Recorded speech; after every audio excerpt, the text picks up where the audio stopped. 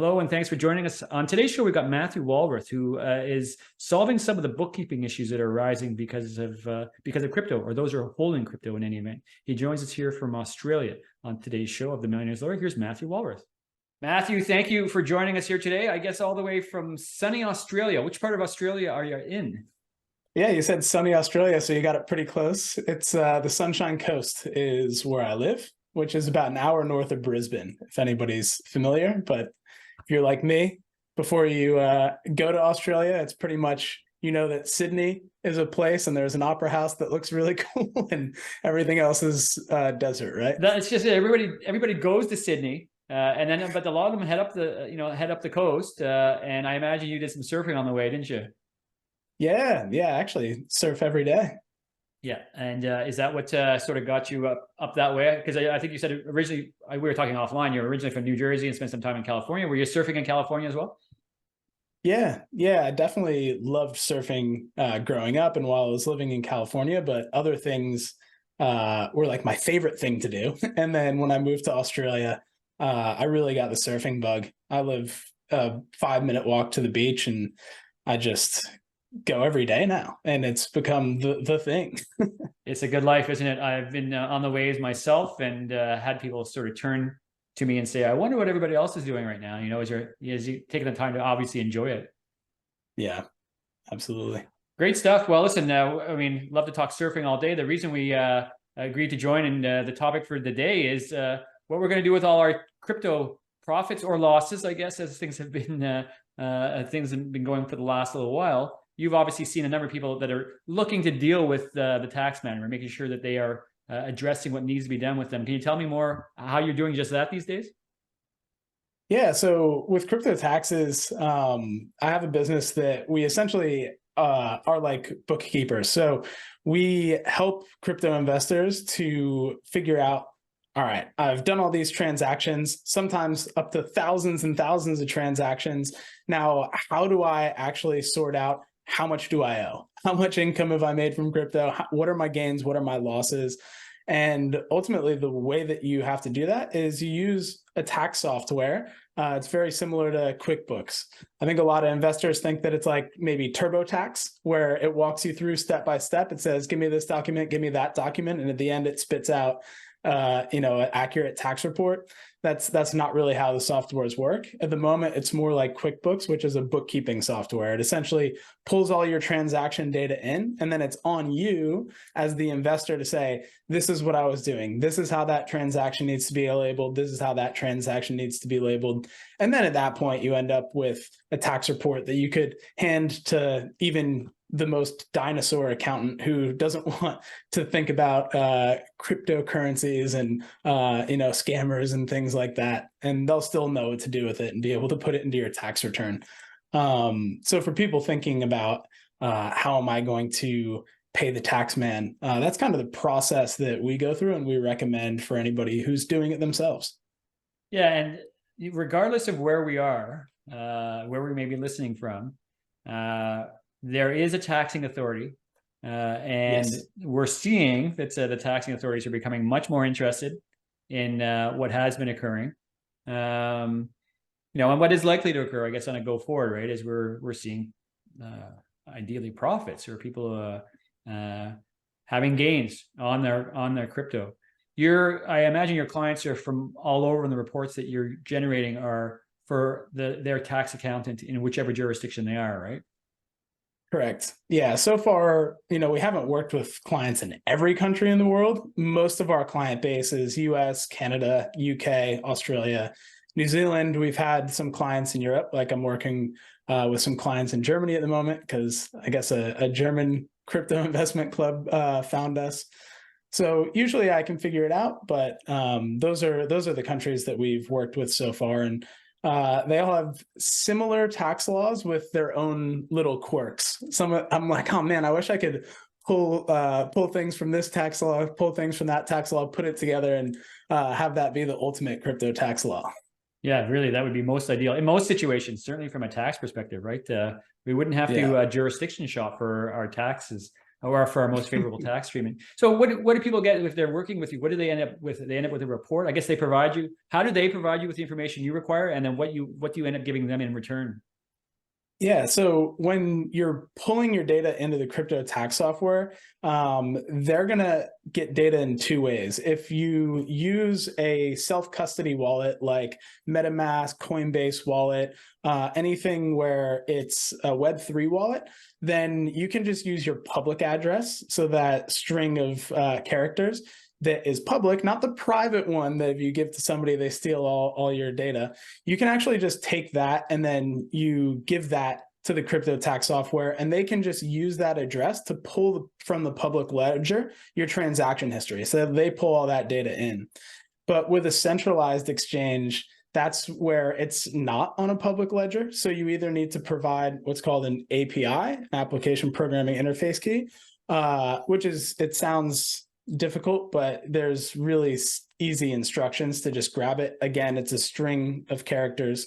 You plug that in, or you can download your transaction history. And most of those softwares, you can just upload the file and then it will pull that data in. That's interesting, Matthew, even as you described that, for people may or may not be aware, that a lot of what they're doing is on chain, right? We can talk about a taxing authority. We can talk about just anybody that can actually look up and see what is occurring. From what I heard, what you just said, so the exchanges, so you're able to search the wallet, obviously, on the exchange, and you're able to use the information from there. If people are trying to be, let's say, more sensitive with their wallet, I guess, information, or what they're doing, what are some of the techniques people are using? You mean in order to make sure that, because all the data is public, so all the data is searchable. That's what people, as a lawyer as well, explaining to them, like, this is not, it may be anonymous, but it's not, it's searchable. I mean, all these things, people are understand how governments are getting involved with there, but they can see all of the transactions that are occurring, can't they? Exactly. Yeah. And that's one of the things that is a common critique of crypto as a currency, is it's like, you wouldn't really use it as a medium of exchange because it's a public ledger. You're not going to go buy medications with cryptocurrency because now there's a public record of you purchasing that medication, and it can be very sensitive. So there are some privacy protocols as well as privacy coins where it kind of obscures who is actually making the transaction. Some of them are frowned upon by, let's say, the US government. They kind of want to know. More notably, Tornado Cash was a protocol on Ethereum where you essentially, can send it and it obscures and sends other places. And because of the potential that bad actors might use that to obscure the movements of their money. Unfortunately, that was something where anybody using that protocol was kind of threatened, and there was some legal action taken. People brought into custody, like the developer of it was brought into custody. So there's some scary things around privacy, but there's also some people who are legitimately building privacy coins and privacy protocols where governments can have a backdoor in. And people might feel like, I don't even want a government having a backdoor in, but they're building so the governments and the regulatory bodies have a backdoor in, whereas the public, the general public, cannot see what's going on. So there are some things that are designed to protect the sensitivity that are coming out that are also above board when it comes to regulation. Yeah, and it's so interesting as you say that, because it is attempting to appease the regulators, right? Or what's anticipated from the regulators. In so doing, it comes at the risk of a backlash from the community, because these so-called backdoors or ways of looking at things in an attempt to appease goes in some senses, or to some people's view, contrary to what the trustless nature of the cryptocurrency or crypto market is supposed to be. And obviously people are trying to solve that, or people are trying to find ways of dealing with the natural tension that exists there. What projects do you see that are being sort of more successful in that regard? What projects do you see maybe those that emerge as having solved the balance that needs to occur there. Yeah, oh, man, I'm trying to Or remember if you know, if yeah, I asked the question from the yeah, perspective of it's do you know of any yeah. that maybe, and if not knowing the name specifically, maybe I'll ask more generally. We see so much being built on Ethereum. Do you think Ethereum continues to be the go-to network? Is it going to achieve the critical mass to become the network?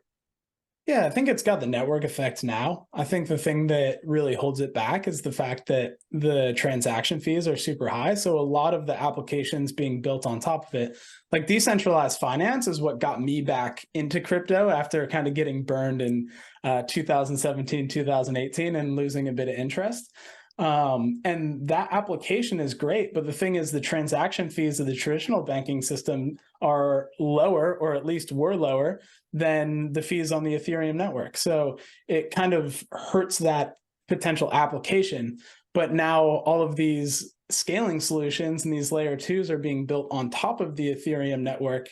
And so it seems like Ethereum is now this base layer with a great network effect. And then these other layer two solutions are being built on top of it that are going to continue improving that network effect of Ethereum. So the actual network people might be interacting with might not look like Ethereum, but it might be settling its ledger on Ethereum. Yeah, ultimately, right? There's the ledger where we're looking to see that it's being settled on. So I asked this question of all, right? I know very anecdotal at this point. We're all continuing to watch and see how things are evolving. Although as we talk, things like Solana or I guess some of the other, Cardano, some of these other potential networks, they're still trying to take market share. Do you think that any of them will get there? Or do you think Ethereum is actually the one that we're going to be, in 10 years time, we're going to still be talking Ethereum as opposed to some of these others? Yeah, I think, the network effect, even just of the developer community, I think that there's going to be others. But the funny thing, you mentioned Cardano. It's like, I remember I bought ADA, Cardano's native token, back, I think in 2017, and it was like 50 cents. And today, here we are in 2023.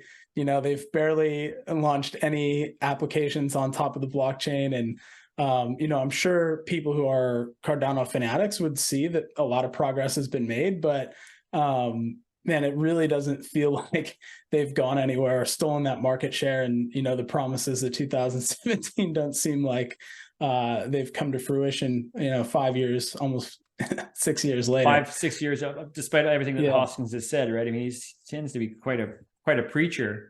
Although, again, as you say, we don't see a lot of it. And that might be said for a lot of what's going on in the space itself, right? We're obviously having this conversation in what people are calling, the midst of the crypto winter. Some people have turned away from it. I like the way you sort of describe how you lost interest. Like some people got wrecked and they just walked away from it.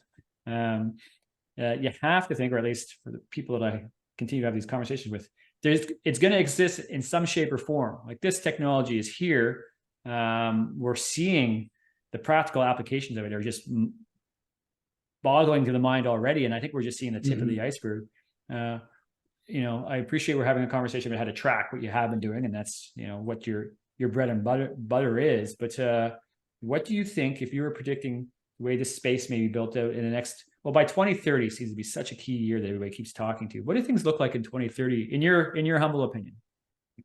Yeah, well, I think, I'm a big fan of Nassim Taleb. I'm not like a big forecaster. I'm like, all right, I'm reading what's happening in reality and trying to determine what's the next best action. But, I think about potential scenarios that can play out for sure. And I believe that if crypto is going to gain some level of mass adoption, it's not going to look anything like how it looks now. Right now it's very difficult to get into crypto. You've got to go through a centralized exchange. And for most people, that's where the familiarity of the journey ends. It's like, you set up an exchange and it might be like you set up a brokerage account to trade stocks, and you're used to all that paperwork you've got to do and, how to send money into it and how to make a trade.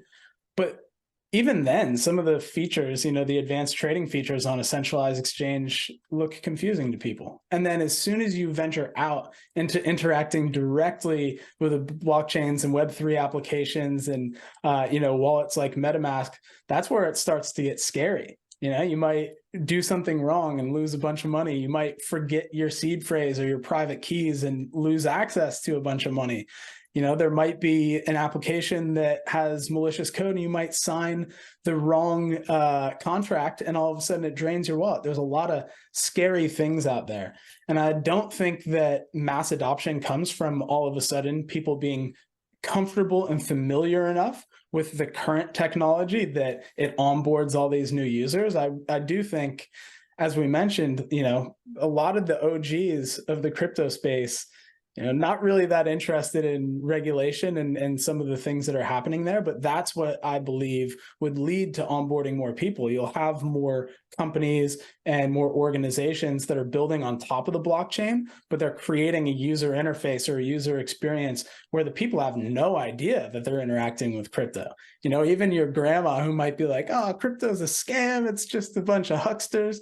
You know, she might not even realize that she's using something that's built on top of the blockchain. And I think that that's really what's going to lead to mass adoption of blockchain technology, not necessarily more people deciding that, you know, they want to put 1% of their portfolio in Bitcoin or, you know, deciding that they want to buy digital art.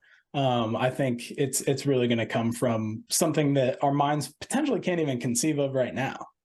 Yeah, I think that's really well said, the way you just put that together. It's a function of the onboarding, right? At this stage, it's not for everybody. You know, risks aside, from a technology perspective, from an aptitude perspective, and yeah, clearly it's been a barrier to entry to this point.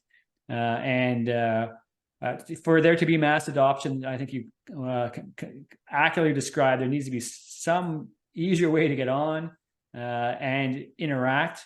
And I think you're quite right. It's going to be something where it becomes seamless, or people have what they're doing is going to be seamless to them in terms of switching between, you know, the traditional banking and whatever app or whatever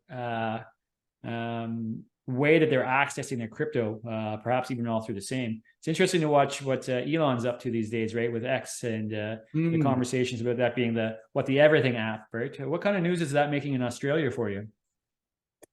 Yeah, I mean, it's funny, you know, it's like, oh, all of a sudden you can type in Twitter, but you end up on X. It's not really anything that's making waves in my world.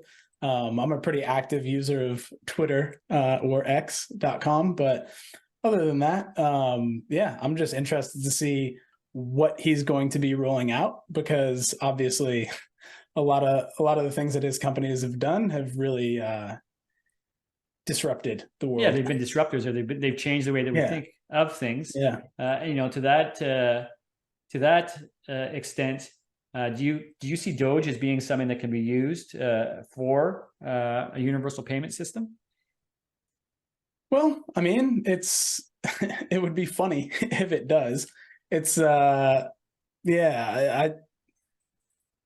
it's hard to say. You know, when we say universal payment system, all of a sudden everybody's gotta be on board with it.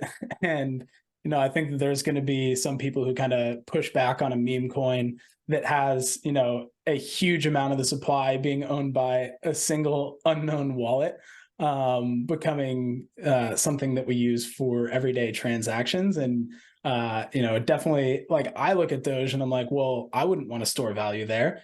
Especially, you know, if people don't know, there's one wallet that owns, I think, like 35% of the entire supply of Doge. So if they decided that they were like, oh, you know what, at this point, I'm a, you know, decabillionaire because of my Doge holdings, I'm just going to dump this on all the exchanges. Well, you know, all of a sudden everybody's bag's pretty worthless. So, you know, I think that there's a number of risk factors to Dogecoin that it's funny to think that, you know, Elon would try to push for that potentially, but at the same time, you know, the risk factors that exist, I think there would be a lot of pushback, and, you know, I don't think a lot of people would feel super comfortable with it if they knew the risk factors involved. Yeah, and it's the same thing that we, the theme of this conversation as we've been evolving is things look different perhaps 10, 20 years from now, but there's certainly some trepidations that will occur between now and then. We're seeing some of these, even some of these old ETH OG wallets, the way you say, waking up and transactions occurring from there. And again, you can see all this, right? So you can see, as thousands, tens of thousands, hundreds of thousands of Ether being transferred to exchanges, ostensibly to be sold as well. So there's a lot of this stuff's going to come out in the wash, that's for sure. And I think the one thing that we can all say with certainty is things are not going to look the same in the future. Things are going to change an awful lot. Another thing that's having a great deal and capturing a lot of attention right now is AI as well. Do you know much about AI? You're looking at any of the rumblings of AI and how that's going to change things on your end? Yeah, I've definitely tried to stay current with AI because, I tend to, obviously I got into crypto, so I tend to like disruptive and new technologies. At the moment I am starting to look into just playing around with, okay, how can AI help to disrupt the space that I'm in? I'm looking at, okay, what are based off of the current capabilities of AI, how can I start plugging into those APIs and potentially automating some of the work that I do or some of the workflow, so that there's something that might improve the way that people get their crypto taxes done. So yeah, I'm pretty familiar in terms of how it works and what the current limitations are of it. Yeah, I'm happy to chat more about some of that, but that's how I'm essentially looking at applying it in my world. Because you're hitting on something there, Matthew, that people may not even realize. Like when you talk about, your QuickBooks, even, and production for taxes. Certainly, the tax man is using AI right now as well to review what's being submitted. I think that some people are interpreting AI to mean, it's a robot or machine walking around, but that's not necessarily the case here. Can you talk, even for what you've seen right now in your own industry, how AI is actually being used? Yeah, I've seen, like, for example, a lot of the developers in the industry are using ChatGPT to actually help write code and also to help debug code. So I've seen that, the developers that I'm working with, they're actually able to just pump out so much more output, just because they have, something that helps them troubleshoot.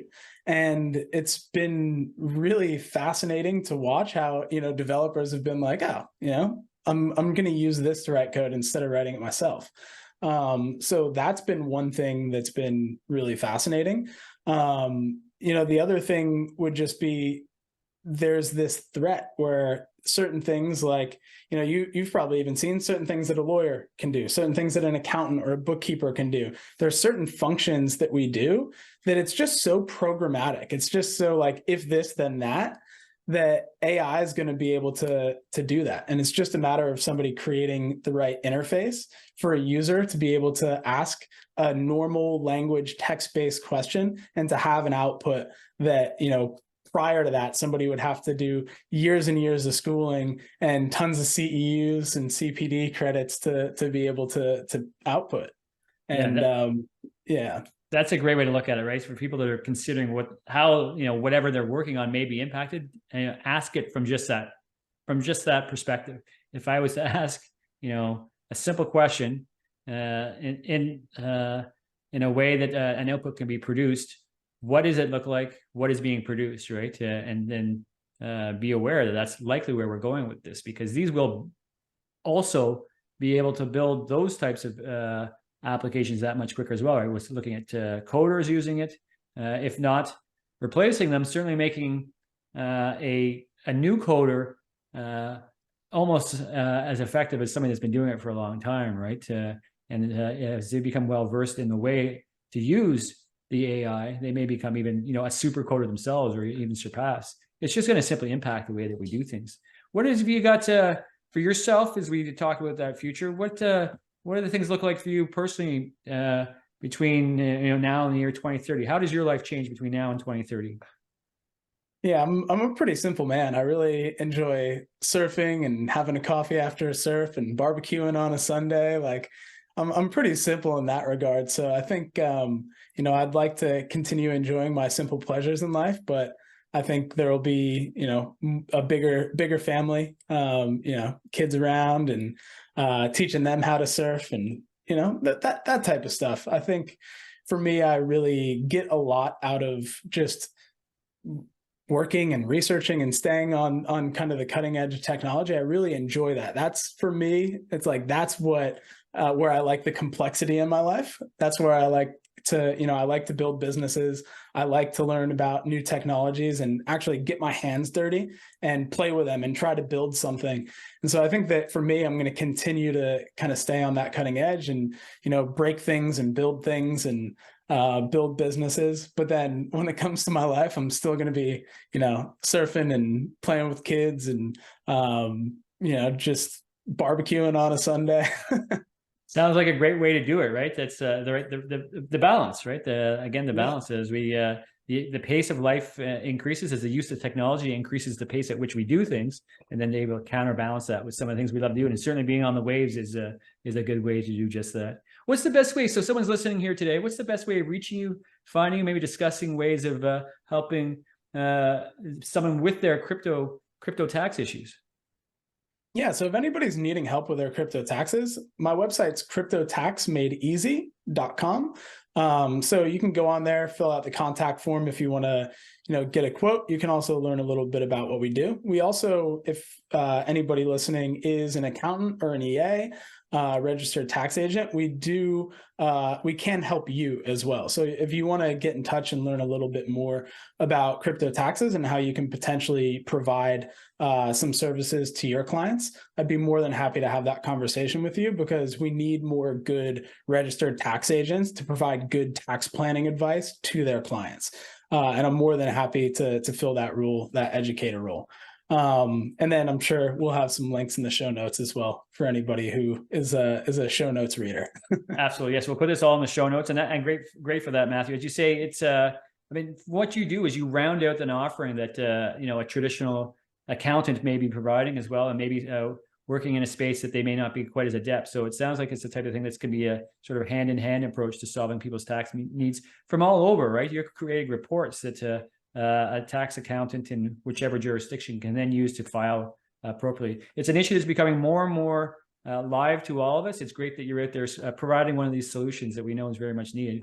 Appreciate you being here on the show today. We like to end these episodes, and I think you gave us hints of some of the ways that you balance things in your life, but we like to end these shows today with one thing that people listening might be able to take with them through the rest of the day, through the rest of the week after the show drops, to give them something in their life, both from a professional and personal vantage point. Is there something that you found through the years that's resonated with you, something that you do that you think would be helpful to pass on to others? Yeah, it's a good question. Lately, I've been pondering on this idea of life surfing. And when it comes to surfing, you can't surf the wave you're on the way you surfed the last wave. Otherwise, you're going to look like a kook. You're going to, you know, make a turn where the last wave you should have made a turn, but maybe the wave's flat on the wave that you're riding now. You're going to fall. It's not like you can have this careful choreography that you apply to every wave. And I think that the same kind of analogy applies to the way that we surf the waves of life. And, you know, past experience might inform us and give us the skills necessary to ride the current wave, but it's not going to be exactly like the past wave. So if you can stay within the flow or the dance of life and stay within the flow or the dance of the wave, it's going to be this beautiful thing rather than this clunky looking choreography that you're trying to apply. And yeah, that's something that I've been thinking about on the ocean recently. Hopefully the half-baked idea that was in my head and hasn't been communicated yet came across in a way that somebody can use it. That's absolutely wonderful. Yeah, as you say, life surfing, it's something that we can all take with us here today. Matthew, thank you so much for this. Anybody listening, do please feel free to check out the show notes and reach through to Matthew. And we look forward to checking in with you again and seeing what else is going on as you continue your life dance as well. Thanks you, Matthew. Awesome. Thanks for having me, JP.